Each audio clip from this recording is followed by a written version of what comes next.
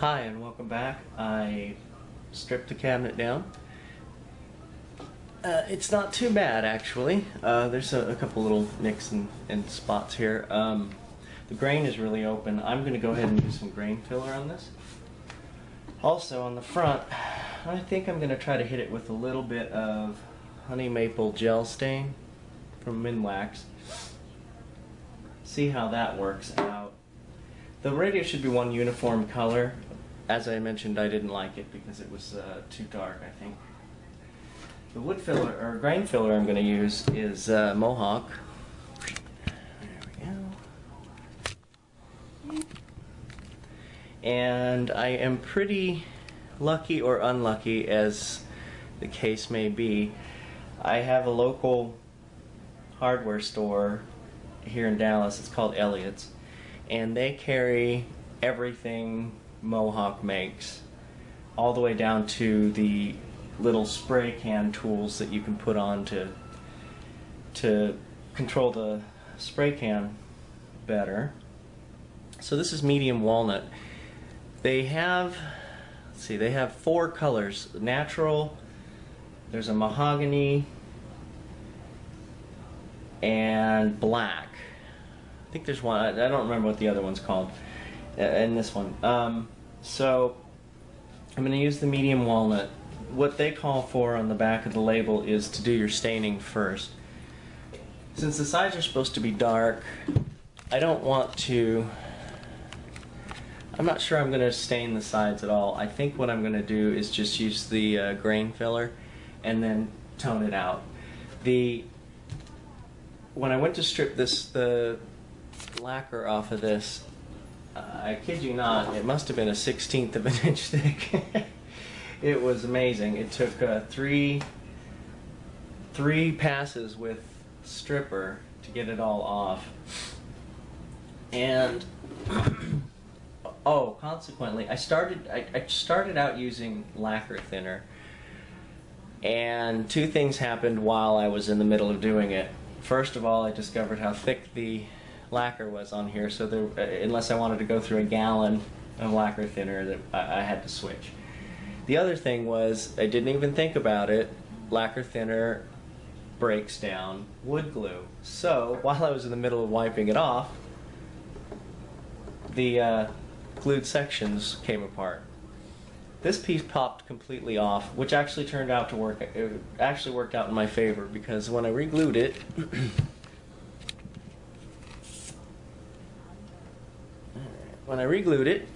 it's now straight. So unfortunately, the opposite is true on this side. When I re-glued this one, it caved in a little bit. So now I've reversed which ones were flush and which one wasn't. I found the secret was not to put a clamp in the center.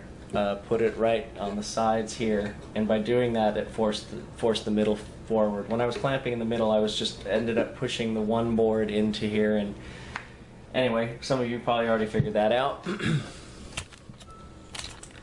So I'm going to go ahead and wipe some stain on here and see what happens. Regardless of how it looks now and what the stain is, it's still going to actually look nice when it gets finished. So I'm going to go ahead and pause this for now, and I'm going to wipe some of that on there, and I will be back. Hello. Well, it's been actually 2 days since I did my last recording. I wanted to say that this cabinet has been kicking my butt. So I went ahead and stained it, as I said I was going to. I thought maybe it was light enough that I could just use a little bit of the golden oak in here, and maybe a little bit of the walnut, the dark walnut on the outsides, and maybe get a contrast, but they didn't do, you can't tell the difference at all. It all looks like one uniform color, so I had to laugh at that one. But I almost expected it, because whatever dye, I assume it was a dye-based stain that was used on this, soaked pretty much all the way through the veneer, so I didn't expect that this was going to get any lighter. And I knew, first of all, didn't want to sand any of this as much as I could avoid it, and I couldn't. So the some sanding got done. I did manage to, as I said, these have been fixed now. The one broke out and I re-glued it. They're pretty flat now. I had to use a little bit of filler where pieces and chunks were missing. This one worried me the most because it looks the worst. Here I had to use some filler. There was a piece of the veneer piece that came off of here was actually stuck to one of the screws, and I went ahead and soaked the screw in some lacquer thinner, thinking that that would soften up the lacquer and then it would just fall right off. Well, it did fall right off in about 18 different little pieces, so that was kind of that kind of sucked. So what I did was I did the best I could, but I also knew that the screws were going to cover up a lot of it. So I'm going to go ahead and grab the screws here and just show you that. I always keep my screws in the bag, by the way. You don't want to lose these because I think you can get these little weird little screws here. I'm not sure, I haven't tried to look, I've never lost them, but I would imagine they're probably pretty pricey. So once these screws get in there, and I do have to kind of ream these holes out just a little bit, they're actually going to cover up the scary parts. So these will be covered up. Let's see if I can do that. Show you that now. Well, anyway, the screw covers up most of this, so it's gonna block that. The only part on the side here I had an issue with is, and you can't even see it that much, it's just this little piece here, and that's gonna tone out. Interestingly, on this camera, on the view screen here, there's a color difference right in here to the surrounding area. In fact, the whole middle looks a little different. It does not look like that to me in person. Maybe it's just the way the light's hitting it, and that might be it. So in person it's pretty well. This actually, now that I can see, it's a little bit different. I had to go over this. I had to sand. There was still some glue on here, and I had to do a little bit of sanding to smooth that out, so I put some more stain on there with a Q-tip and wiped it off, and I think that's what you're seeing, is just it hasn't dried yet. It's tacky, but it hasn't quite dried. So I'll go ahead and tone it. I'm going to go ahead and tone it out, and we'll see how that works. So it's just been really kicking my butt, like I said. The sides are done.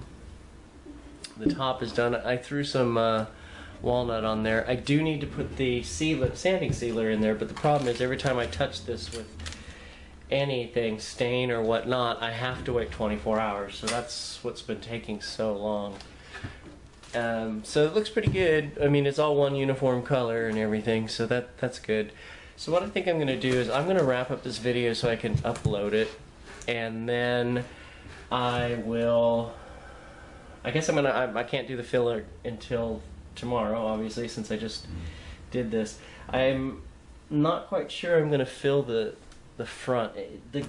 You know, walnut is an open grain, and I don't really want to make this look like a piano or a really fine piece of furniture. It was not, and I don't. It's not going to look natural if it's too nice.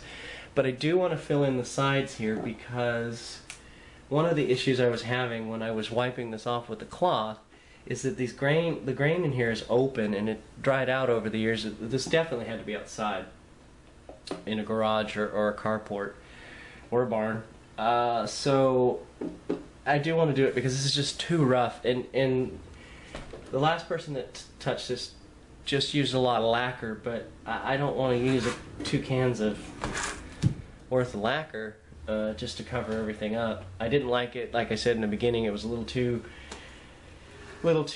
artificial, and I realized he did what he did because that's what you need to do on some of these old sets. They're just, you just got to hide the flaws, but I don't want to hide the flaws. It's got character, it's got a little age to it, little nicks and scratches here, and I mean, it's an old radio. It's not brand new. If I want a brand new radio, I'll go to Best Buy. But anyway, I'm going to wrap this up for now, and I will show you a little bit of the filling when I get to that tomorrow. Thanks.